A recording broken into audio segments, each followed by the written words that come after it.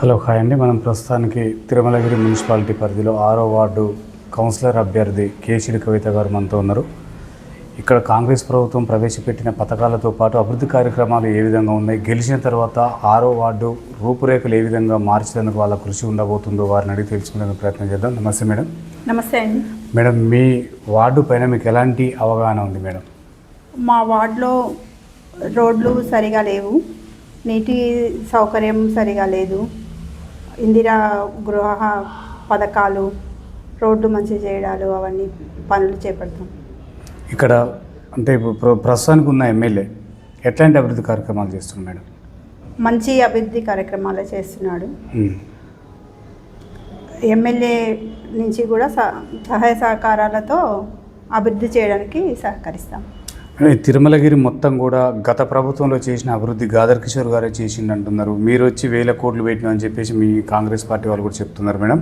మరి మీరు ఎంతవరకు అభివృద్ధి కార్యక్రమాలు చేసిన వద్ద ఎంతవరకు వాస్తవం అంటారు?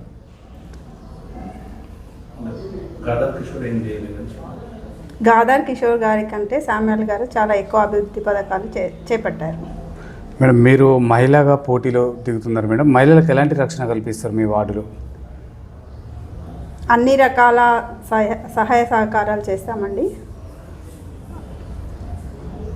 వాళ్ళకి చేయూతగా ఉంటాం. 6వ వార్డులో ఉన్న నిరుద్యోగ యువతకు మీరు ఎలాంటి ఉపాధి కల్పిస్తున్నారు?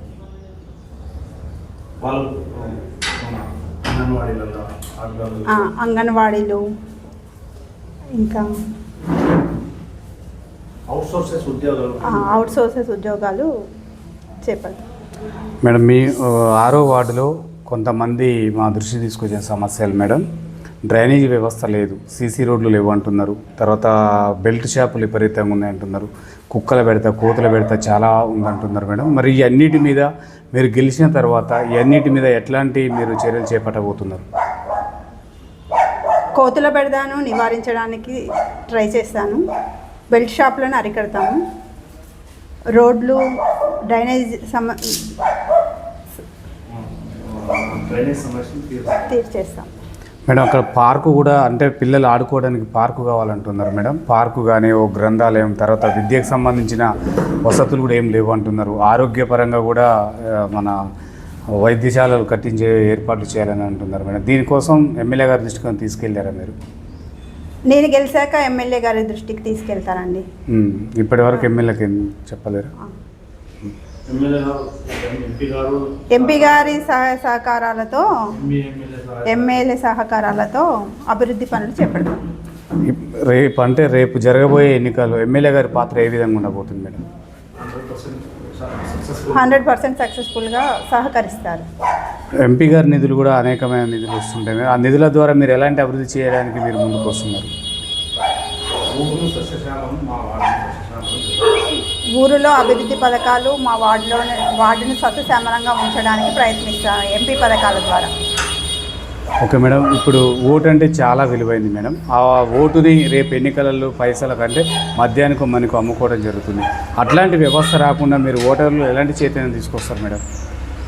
అభివృద్ధి పనులు చేపడతామని, సహాయ సహకారాలు అన్ని విధాలా మీకు కృషి చేస్తామని చెప్పి ఓటర్ ద్వారా తీసుకుంటాం. 6వ వార్డు ప్రజలు మీకు ఎందుకు ఓటు వేయాలంటే ఏం చెప్తారు? 6వ వార్డు ఓటర్లు అంటే ప్రజలు మొత్తం కూడా మీకు ఓటు వేయాలి, ఎందుకు వేయాలంటే ఏం చెప్తారు? మా మంచితనము, చేసిన అభివృద్ధి, సహాయ సహకారాలు, డొనేషన్స్. గతంలో చేసిన అభివృద్ధి ఏ విధంగా ఉంది మేడం? మీరు చేసిన అభివృద్ధి ఏ విధంగా ఉంది గతంలో? మీరు చెప్పండి మేడం. గతంలో 10 సంవత్సరాల నుంచి టీఆర్ఎస్ ప్రభుత్వం రోడ్లు కానీ ఎలాంటి డ్రైనేజ్ వ్యవస్థ అలాంటి పనులు ఏమీ చేయలేదు. నెక్స్ట్ నేను మాత్రం అవి తప్పకుండా చేపడతాను.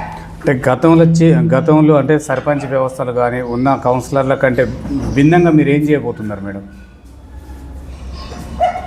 అంటే మీకంటే ఒక ప్రణాళిక ఉంటుంది కదా, ఏ విధంగా చేయబోతున్నారు ఆ ప్రణాళిక? వాళ్ళందరికంటే చాలా గొప్పగా అభివృద్ధి చేపడతాం. మొత్తం ఎన్ని గెలుచుకోబోతున్నారు ఈ మున్సిపాలిటీలో? 15 వార్డులలో 15 గెలుస్తామని నమ్ముతున్నాం. ఏం చెప్తారు మేడం ఓటర్లకు ఏం చెప్పదలుచుకున్నారు? ఫైనల్గా ఓటర్లు అందరికీ ఏం చెప్పదలుచుకున్నారు?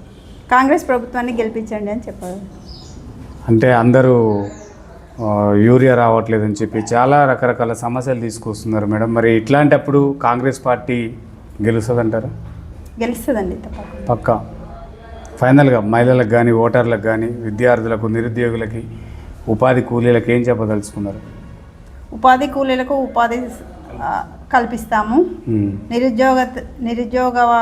ఉద్యోగస్తులకి ఉద్యోగ అవకాశాలు కల్పిస్తాం. Okay madam, thank you. చూస్తున్నాను మీ తెలుగు.